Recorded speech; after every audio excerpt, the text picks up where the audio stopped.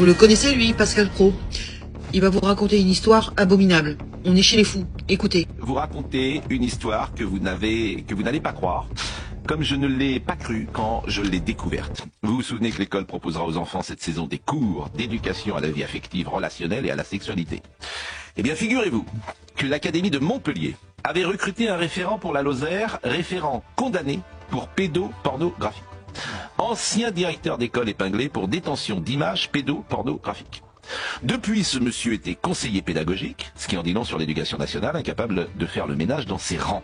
Il appartient toujours au ministère de Madame Borne. Et ce qui est formidable, si j'ose dire, dans cette histoire, est que le référent trouvait qu'il était justement très bien placé pour faire cette formation. Puisqu'il connaît les dangers, disait-il, que certains ou certaines peuvent avoir, et notamment des pulsions sexuelles envers les enfants. Et ce monsieur a dit, la hiérarchie est au courant. Et la hiérarchie avait validé ce choix. Alors comment l'affaire est-elle sortie? Il se trouve que c'est le site d'information Mediapart qui a révélé ce scandale. Et depuis, le rectorat a suspendu le référent de ses fonctions. Ces cours d'éducation sexuelle posent déjà problème. Sophie Audugé, qui est déléguée générale de SOS Éducation, a tiré la sonnette d'alarme. Les enfants sont des proies, ça demande donc des contrôles, une vérification des casiers judiciaires. Manifestement, dans l'Académie de Montpellier, c'est l'amateurisme qui domine, ce n'était pas le cas, on ne vérifiait pas.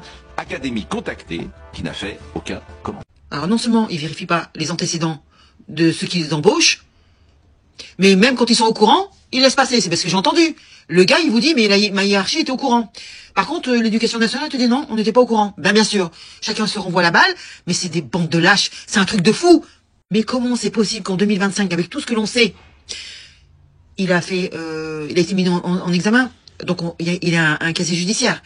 Ils peuvent savoir ce qui s'est passé. Hein, ils peuvent simplement demander le casier judiciaire. Ah non. Non, ils le font pas.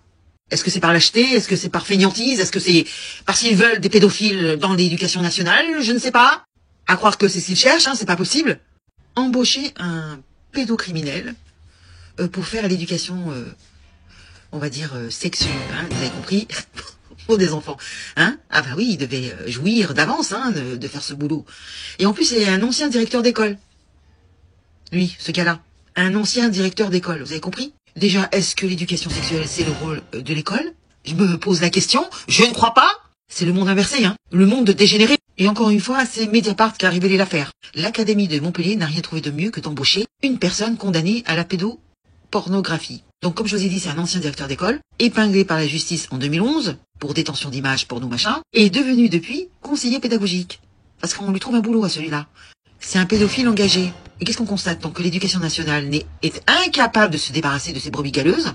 Pire, elle les recycle, peu importe les conséquences. Vous imaginez, vous confiez vos enfants à cet organisme, et qu'est-ce qu'ils font?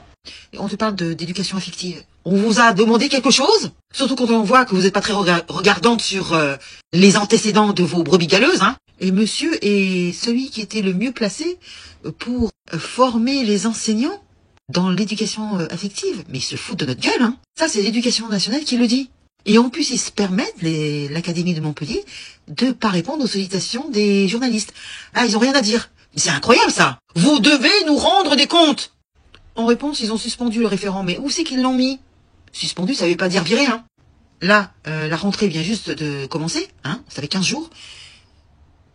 Premier délire. Et ils veulent mettre des associations pour faire ce travail.